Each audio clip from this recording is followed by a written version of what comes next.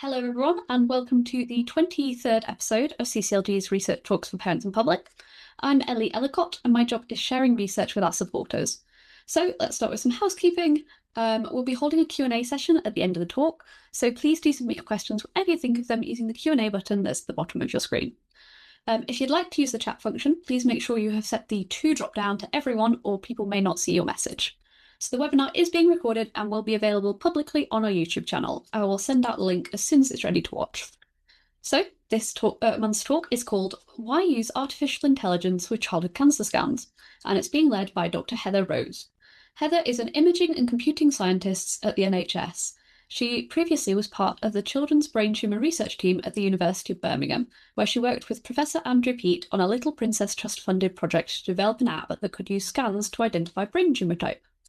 So, without any further ado, I'm going to hand over to Heather.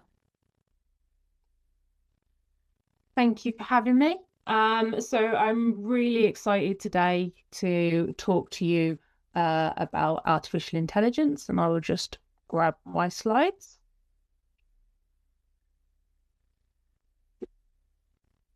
There we go. Hopefully you can see them there. Beautiful. Brilliant. Okay, so we're going to look at artificial intelligence and why use them in childhood cancer scans. So I want to show you the possibilities with a little bit of pragmatism as well. So where's sensible to use them? So I want to spend a bit of time looking at MRI scans, and I don't want to go into how a radiologist would diagnose specific types of brain tumours because I'm not a radiologist, and that wouldn't be helpful for everyone. But I want you to look at certain features and understand what we get from an MRI scan. And then we're going to see how we can take AI and support that scanning and help to improve diagnosis and through process. And then you can ask your questions about AI and research at the end.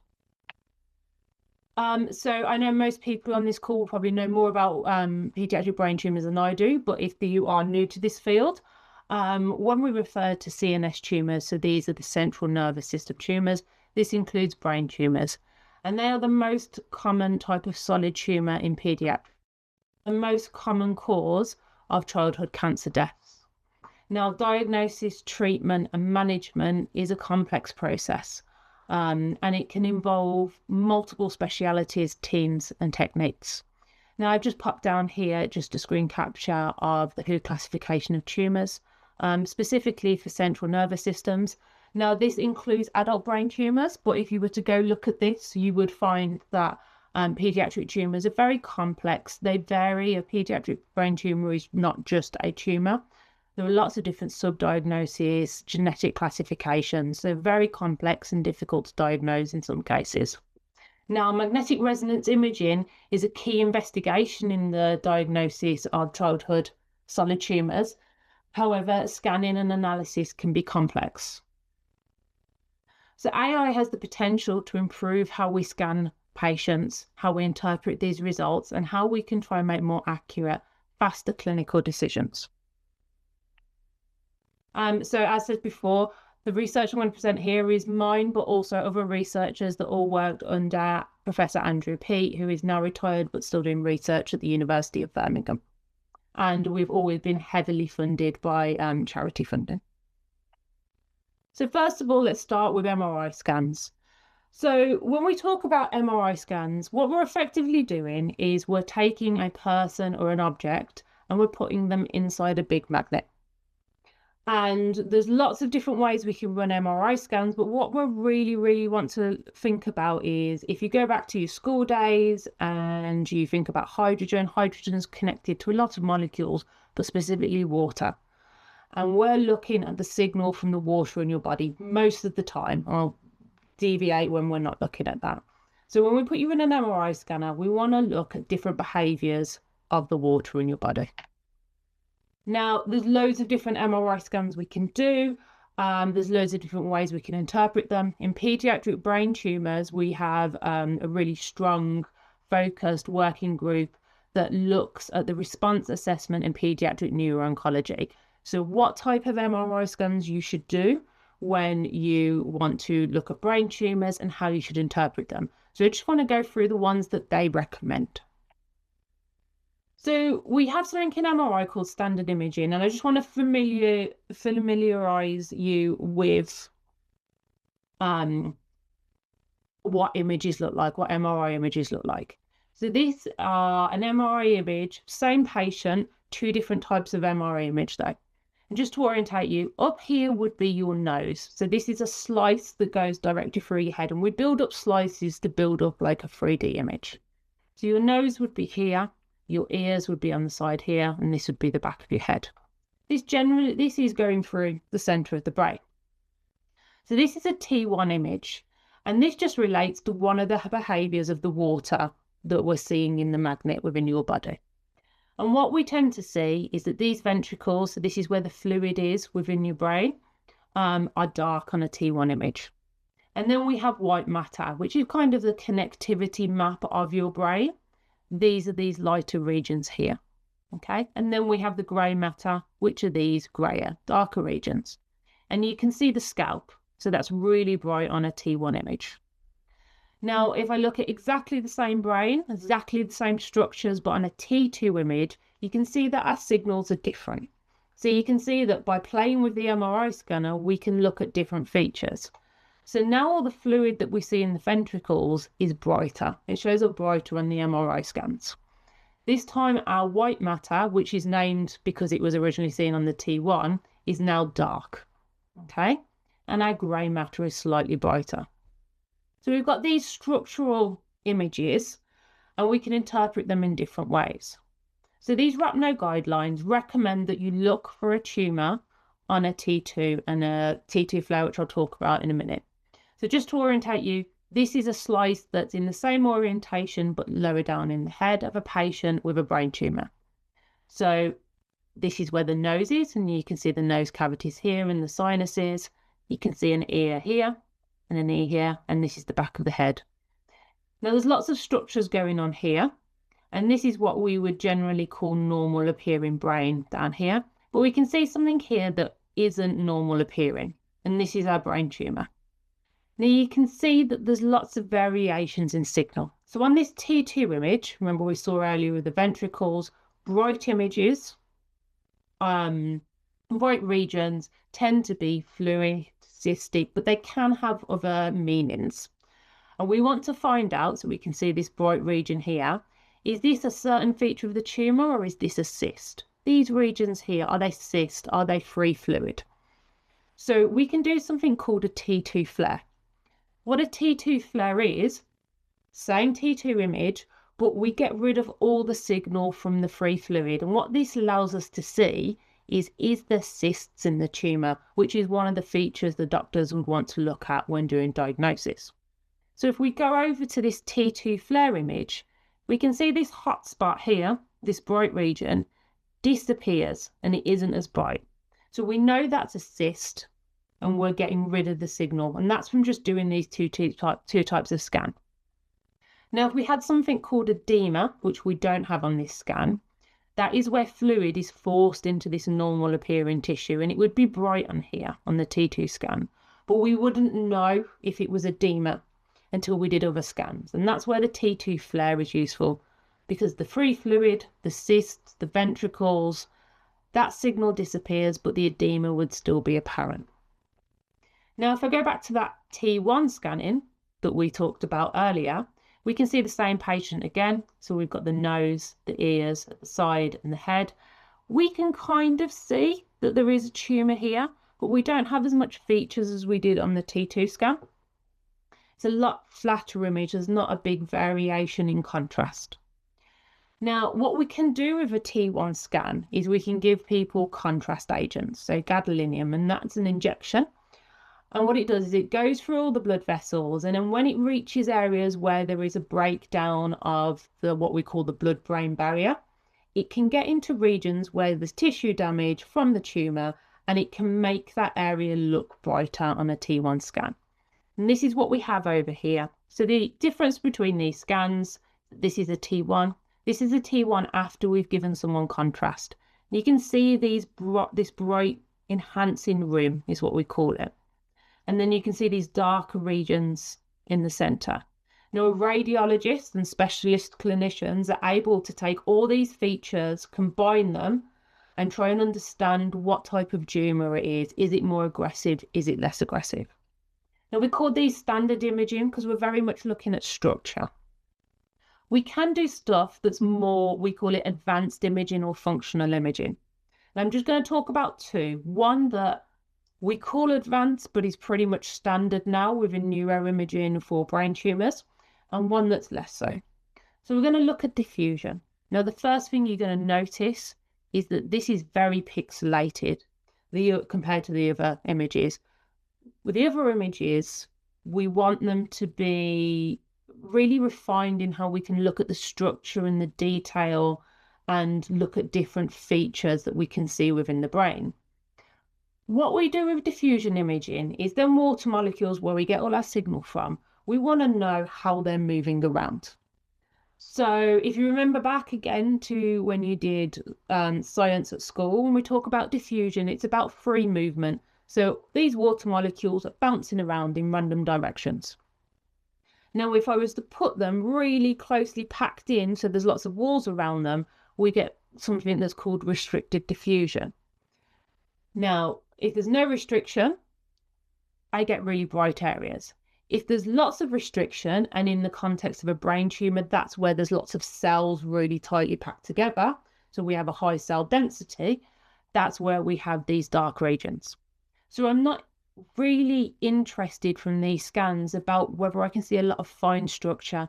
We want to see where are the bright regions, where are the dark regions, and that tells us about cystic components, but also cellularity, and doctors can use that with different types of analysis to interpret what type of tumour you have. Now, the last thing I want to talk about before we go on to the AI is spectroscopy. So a lot of work in Andrew Peet's group focused around spectroscopy, and this is a special type of scan where we can go to the MRI scanner and say, okay, see this little box here? I only want to see MR signal from inside that box. And then, as we've always looked at water signal so far, you can then say, I don't want to look at the water signal. I want to look at them hydrogen atoms, but I want to look at them connected to different molecules, different chemicals that are in your body and your tissue. Every chemical goes onto this spectra and you get a different peak. And we call them metabolites. So the one that people outside the field have most commonly heard of is creatine, which is this one here that people take as a supplement when they go to the gym. So all these heights are relative. Each peak represents a different chemical or metabolite that we see in this little box. And they're relative. So this one here is a lipid. I know in this box I'm measuring more lipid than I am creatine, but they're not absolute values at this stage. Now, what we want to see in healthy tissue, this peak here, which is NAA, being much higher. And then you have a straight line and you go down to creatine, and this one here is choline. Now, what we've seen here, because it's tumour tissue, is that we've almost got an inversion. We've got higher choline, lower NAA, and really low creatine. Now, the ratios of all these peaks can help diagnose what type of cancer you have. So how do we fit all this in with artificial intelligence? So first of all, I just want to do some definition of terms, because if you go on the BBC or Instagram, these terms get thrown around in completely different ways. So when we say AI, we are talking about a computer being able to carry out tasks that require human intelligence. So it's an overarching term. When we talk about machine learning, that's where we provide specific features, numbers, information to a machine, and it can learn and improve its learning from that without step-by-step coding. I don't have to tell it every step. Now, deep learning, which we hear a lot about in the news, is the next step. I don't need to give it them numbers. I don't need to tell it what to look at. I can just give it an MRI image or any type of data, and it learns the patterns and it learns what's important itself. And then the final, which type of AI that we have, is generative. So generative creates new data, it generates new data from a training set. And your most common contact with this will be ChatGPT or Google Gemini. They give it a training set, but then it creates new data and new ideas from it. So how does this fit in our pipeline with scanning of patients? So generally we have our patient, they're given a scanning appointment and they go to a scanning session. The scan is then read by a radiologist and they produce something called a radiology report. And this is where they give their assessment of all them features we just talked about. We can then go on and do more advanced analysis. We can try and look at treatment response and see if we can see that in the scans and do further research. But we have some kind of bottlenecks here. So we do have a lot of missed appointments in the NHS. We also have oversubscribed services. And when we're specifically looking at MRI, we have to be really careful because we're taking people that, especially if they've had surgery, have bits of metal inside them, and we're putting them in a big magnet. So we have to make sure we do with specialist screening. But when we get to the scanning session, if anyone's been in an MRI scanner, they can be very claustrophobic, they can be very noisy, and scanning times can be very long. Now, we try and reduce them times, but that affects the quality of our scans. And if we need to keep you in longer and people struggle to stay still, we have to consider a general anaesthetic that has risks. Now, when we look at the scan reading, this isn't a standard task that all doctors can do. We need specialist doctors, which we do have a shortage of in radiology. And it takes time to interpret, especially the complex cases. We don't necessarily have standardized reading methods, although there is a big push for this in neuroradiology with pediatrics. And advanced interpretation is sometimes very difficult to do. This is where we think AI can have an impact. We want to do better images quicker. We want to take the diagnosis that they can take from these images and make it more accurate and get to it quicker. And we want to see if we can make some improvements to these logistics. So the first thing that's happening and is happening in the NHS is the integration of AI and specifically this deep learning, so neural networks, we refer to them as, within the MRI scanners themselves. And what this is going to do and is doing is reducing scanning time while maintaining quality. And what this does is it increases patient throughput.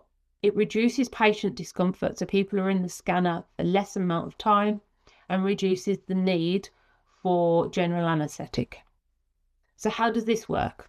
So when you take a picture, the light hits a digital sensor, or if you're a little bit older like me, Phil, and that is the direct relationship between the light coming off an image and hitting one part of your detector. That's not how MRI scans work. So we have this big grid of data points, and every data point has relatively low quality data of every single bit of the image. So if I was to go to this data point here, I'd have information about the whole image. If I was to go to this data point, I'd have information about the whole image. And as we build it up, along with other pieces of techniques, we get better quality images. But each data point adds time. So the more data points I acquire, the longer my scan is. But generally, the better the quality. Now, what we do is we apply some advanced mathematics. We do something called image reconstruction, and that's what gives us our picture. That's what gives us our MRI image.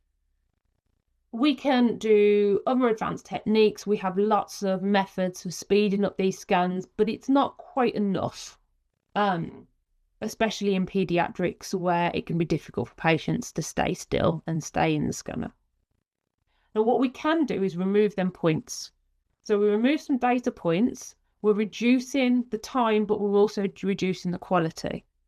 Now, a lot of the scanning manufacturers have added in neural networks into their scanners, and these neural networks have been trained to understand what's missing in them data points. And what we end up with is a shorter scan, but at the same quality. So shorter scans, improved quality. It's useful in some scan types, definitely structural scans that we looked about, so the T1 and the T2, but not all. Sometimes the quality is too good and it sounds counterintuitive, but the radiologists want a very specific type of scan. and it can be different between scanners, but it really has potential. So James Thorpe is a clinical scientist with me in Nottingham, and he did this really nice little study where he took MRI scans, so with and without AI, same scan type, but between different patients. So here's a T2 scan. We've got two different patients, but they're identical scans on the identical scanner. So don't look so much at the abnormalities, but look at the structure of the brain and the quality and the difference between the different regions. And we've got A and B, and you can have a look and think which one is AI and can you pick it out? So the first one has no AI. This is our standard MRI image.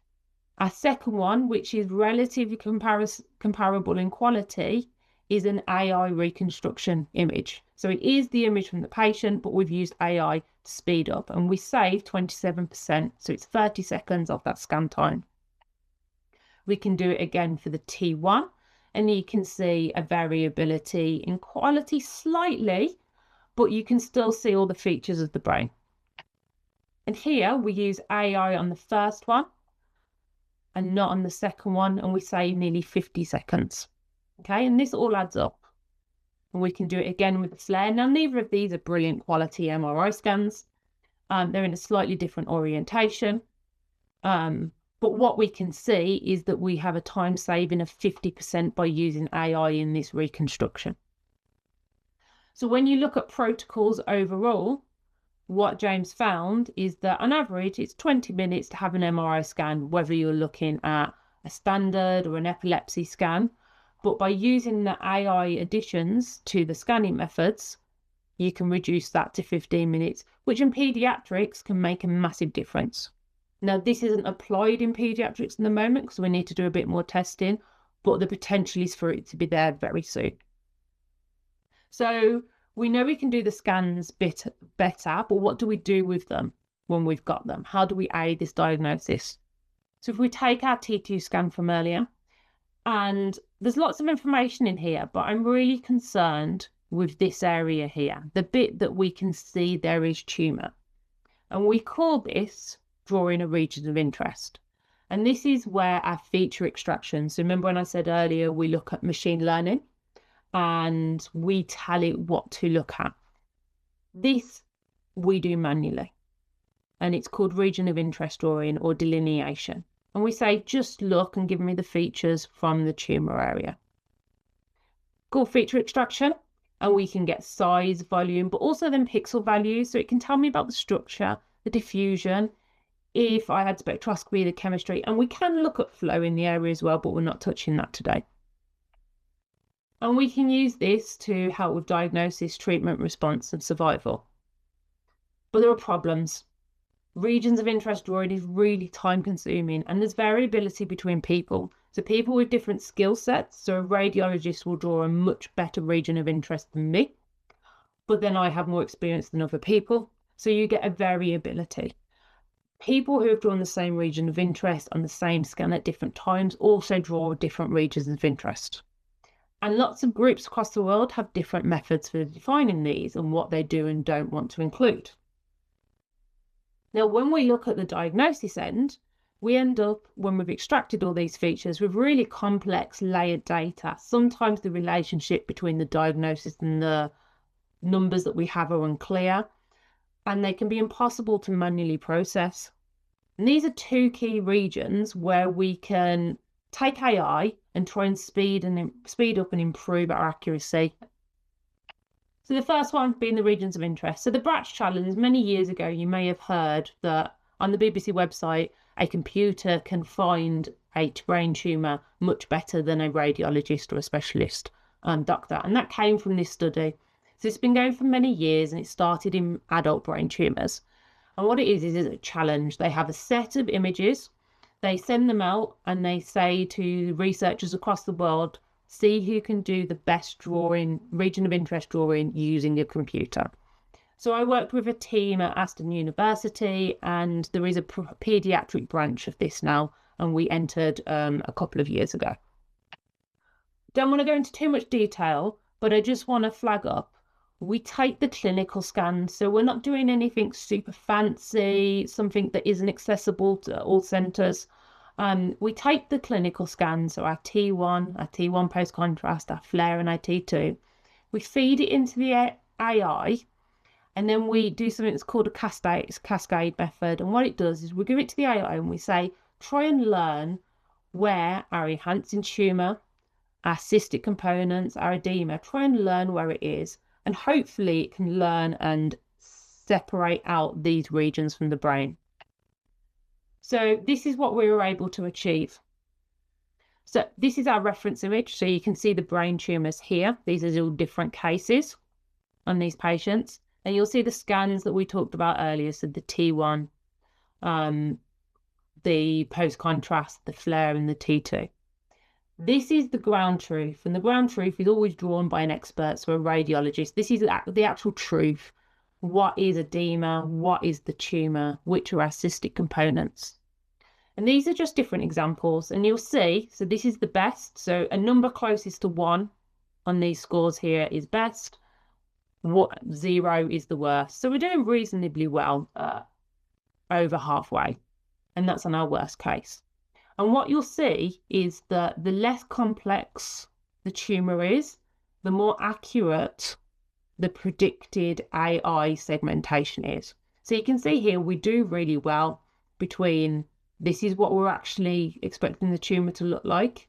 This is the region that our AI has come up with. And even if we go down here where it's a much more complex tumour, so the different colours are different features. So the edema is the green. We have our cystic components, say on this one in the middle. The yellow is our enhancing ring from our post-contrast. The AI does really well and is able to segment this out. Segmenting something like this manually could take hours, and it's something we don't have time to do in the clinic. So this is the first step of really integrating these advanced techniques into the clinic with AI. Now we've got them numbers out. What do we do with them? Now, we talked about diffusion earlier, and we know that tumour diagnosis is currently made with MRI scan and diffusion-weighted imaging and histopathology. Now, diffusion-weighted imaging that we talked about, if you have a robust multi-centre acquisition, so all the scans are acquired the same, can discriminate between different tumour types. And if we couple that with machine learning, we can get a more accurate diagnosis. So this is what I mean. When we talk about ADC values, we can look at ependymomas, polycystic astrocytomas and medulloblastomas, which are different types of tumours in paediatric brain tumours. And we can see that they have different values of diffusion within the tumour. And if we couple that with machine learning, so this is just an example, it's a different type of diffusion technique, but it gives you the same principles. What we can do is we can draw lines, or the machine can find these boundaries between the different tumours. And when we plot them on this graph, especially this one here, which is very akin to what I just talked about with them differences in diffusion, you can see that medulloblastoma tumours group over here, polycystic astrocytomas over here, and then ependymomas here. And this is just the first step of machine learning to start to diagnose quicker and faster. We can do this with the spectroscopy as well. So ignore all these bits, but you can see again these graphs. So we've got a little index case and we're able to classify it again between the different types of tumours. And if we want to get really complex, we can look at genetic subgrouping. So we can take only medulloblastomas, and Sarah Cohey, who used to be in the group, did a lot of work on looking at just medulloblastomas and trying to find out through spectroscopy and machine learning what type of genetic subgroup they were. So this sounds great, but we can't do any of this in the clinic at the moment, mostly because it's all very code-based. It's not something that's in the clinical environment. So what I spent a lot of time working on what was a CCLG and Little Princess funded project for Andrew was developing a software platform that integrates all of this work. And we called it Mirror. So I've worked on this heavily, but there have also been, or most recently, Teddy, one of our postdoctoral researchers, and there are countless other researchers that have worked on this. And what we're able to do is take that analysis that I showed you earlier, where we can visualize these structural images, we can draw these regions of interest, and we're in the processes of integrating that advanced AI to do this for us. And we can apply this to our other scans. So here we've applied it to the diffusion images. We can get our information, so we can get histograms, we can get a 3D reconstruction, and we can get them numbers out that we want to feed into our machine learning and help us with diagnosis. We can then do comparisons. So red here is an average of every medulloblastoma in a repository of data. And it allows you to do a visual comparison. So the blue is our index case. So that's the case we're looking at the moment. And we can see these, maybe in the histograms, it's a little bit difficult to see, but definitely the histograms down here, you can see how there's a shift between the different tumours, and you can see where your patient aligns. We can do it with spectroscopy as well, that we discussed earlier. And the key thing is we can take these plots, these machine learning plots, and we can display them to the clinician.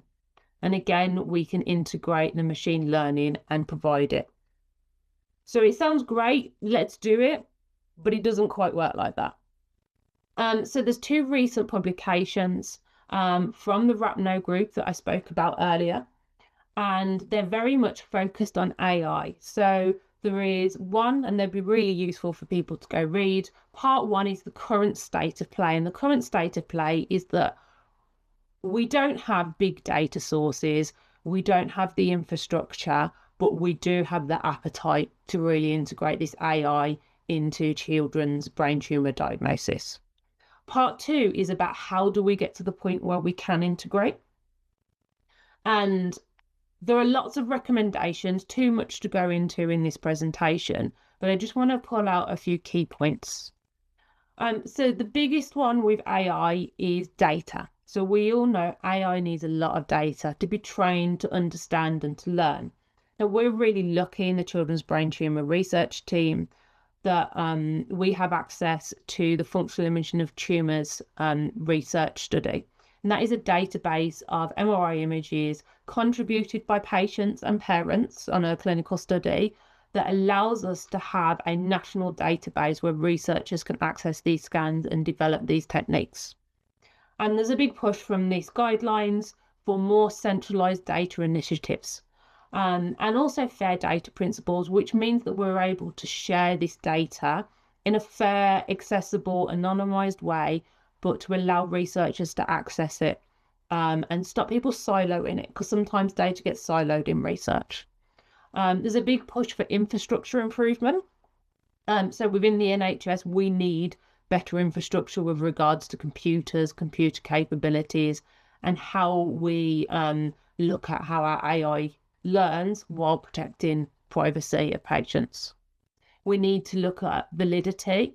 So if we're going to get AI to do something, is it useful? And is it specific to pediatrics? So a lot of what is done these days is designed in adults because there's more data, there's more cases, and it's transferred across. And what we really want to do is do stuff that is bespoke and applicable to pediatrics. And there's a big focus on global equity. So open access tools, cloud-based tools, and international partnerships, because if we develop something for children with brain tumours in America, then we want it to be accessible across Europe, across Africa, across the UK. And it's all about having this equity of access to this healthcare and it not being behind a paywall or a geographical wall. Just want to say and just add in a little bit about from the logistics point of view, to proceed with caution sometimes with AI. So it's not all wonderful singing and dancing sometimes. So everybody does this. They Google stuff. And you say, can I have an MRI scan? And Google comes up with, can I have an MRI scan with a pacemaker, with a knee replacement? People will have different things within their body that they've had from different surgeries, operations. Now, this has now gone a step further, and this is probably your most accessible access to AI, especially generative AI. Google now gives you an AI overview. And the AI overview tells you, yeah, if I ask you if I can have a MRI scan with a pacemaker, yes, many people can have them. Sometimes it's a really good overview. You can also go to ChatGPT, which a lot of people are now doing instead of Googling stuff. But the question is it safe? So in the hospital, you will have experts who are scientists who are trained on what can go in an MRI scanner safely with a patient, what implants can go in, what devices, what pacemakers. Specifically, what safe conditions and experiments that we do in the MRI scanner, how we do them to keep you safe. We've had patients who have started to Google their devices, look at AI, and then come in and tell us if they can or can't have a scan. So what we did was we took 30 sample requests that we've had about whether someone can have an MRI scan, we anonymized them, and we gave them to Google AI Overview and ChatGPT, and we already had a human expert answer this. We then looked at the answers we got and said, is the answer acceptable for clinical use, yes or no? Please don't do it. I think this is the only adamant thing I'm going to say. So I'm just going to walk you through these results. So this is a little bit of a call of when not to trust AI. So we can do amazing things for it, but if you're going for an MRI scan, and patients who have pediatric brain tumours have a lot of MRI scans, they also may have shunts fitted, different devices. Our human expert got 28 out of 30 correct, and their incorrect answers were very minor typos. We were very, very strict with them. When we asked Google and ChatGPT, they only got an acceptable answer 50% of the time. And ChatGPT over 10% of the time gave unsafe advice. So it was telling you that you could have MRI scans when your device was unsafe. But they're very convincing. So AI has a great place in scanning, improving how we scan patients, how we interpret, but sometimes it's not perfect and it needs a little bit more work, especially the public accessible AI. So please proceed with caution if you're going to Google your procedures. So hopefully you've learned a little bit more about the MRI scans that are used with brain tumour diagnosis. I hope you've seen how we can fit AI into the scanning process and help support the scanning and the diagnosis. And I'm happy to answer any questions. But I just want to acknowledge all the people that have contributed. So this isn't just my research. This is very much, it takes a village. And also all the patients and the parents that are involved, because without your MRI scans, without your data, without your contribution, your feedback, we could not do any of this research. So thank you for listening. That was brilliant. Thank you for a very, very thorough run through of the different ways you can use AI in brain scans, because I did not know most of those. Yeah, let's give you an overview. Yeah, no, it was brilliant. Do you want to stop sharing your screen and then everyone can see our lovely faces? And we haven't got any questions yet, so that means you get one of mine. So I guess when you tell parents that you're researching brain scans with AI, do they tend to be excited about it, or is it something that worries them thanks to the, occasionally untrustworthy advice? So I think it's how we do it. I like to, when we speak to people, reassure them that we're taking quite a pragmatic approach. That it is not a kind of adamant, we trust and we know. Everything is validated. So nothing that you see here will go into the clinic without thorough testing. And it goes through multiple stages. So we would do our exploratory stage, we would do what's called a retrospective study, where we take old data and we see if the AI can get the old data right. Then we do prospective, so you'd try and implement it in the clinic, but very much away from clinical decisions. You just see if it can work in the clinic. Then it goes through clinical studies and clinical trials. there's robust processes. It's a little bit up in the air because it's moved so quickly, and the governments are trying to scramble with AI policy that they're bringing forward. But it's still not something you can just turn up to the clinic and put AI in. So there's a lot of work that goes in the background. But people seem excited at the possibilities it can bring in. Anything that means less time in an MRI machine is definitely going to be a win for me. Some people fall asleep in them. Some people are very uncomfortable. Yeah, I'm one of the uncomfortable ones. We have had a question from someone who's not me. Yeah. So have the AI generated scans missed any findings or structural changes? So we've had no reports back from the radiologists at the moment that I've heard of. We are going to do a study so when you look at the more advanced techniques, we don't 100% know how the AI is going to affect, say, ADC values. Or if we look at, I talked about flow or diffuse spectroscopy scans. We don't know yet how that's going to affect that, so we're not implementing it. What we're going to do is do a study, and you can get very specialized test objects, put them in, and we can run the scans and we can see if numbers actually change. There are some reports of scans looking different to radiologists. So it's not what they expect. They can still interpret it, but it's not what they're used to. So everyone is proceeding with caution. I haven't known anyone miss anything yet, but they are getting a little bit of, that looks different from what I'm used to. I can still interpret it, but I need to kind of adjust. Okay. And another question for you. In your view, what's the biggest scientific unknown preventing AI from becoming routine in pediatric oncology at the moment?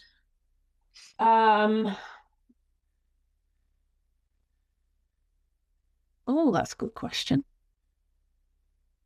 So I'm not sure if it's an unknown, but we do sometimes have attachment between very fundamental research and what's useful in the clinic. So, and then I think pediatrics were not as bad as this because we tend to be very integrated. So Andrew was a pediatric neuro-oncologist. We're very integrated within the clinical teams or the clinical kind of pathway and environment, so we see what's going on. But I think it's a detachment between what's useful in the clinic and what we're actually developing as researchers. So the software that I showed you at the end that we've developed that integrates all the kind of AI that we can bring in is developed with clinicians. So we ask them what they want to see. We show them the results and they tell us which bits are useful. So John Apps has taken over Andrew's group and he's taking this research forward with the rest of us. And he spent a lot of time sitting with radiologists and saying, what do you want to see from our software? What helps you interpret this better? And I think that connection is really important. And also the connection with the patients and the parents and the kind of the support groups, because you tell us what is beneficial to you. And what is beneficial to you through your pathway. And I think the kind of PPI engagement, sometimes you have really good ideas that we haven't thought of. And I think that connection between very, very fundamental scientific research and the clinic and the patients is the thing that we really need to take it across. Definitely. So I think we're out of questions, but I do have a lovely comment and I'm going to read it to you because it's very nice. It's thank you for using clear language that most members of the public can understand, which is so important, especially with so much misinformation about AI available to the public. Thank you. I try. No, I think you did a great job. You did try. So I hope it gave people a little bit more information and a bit of clarity on what we're trying to do.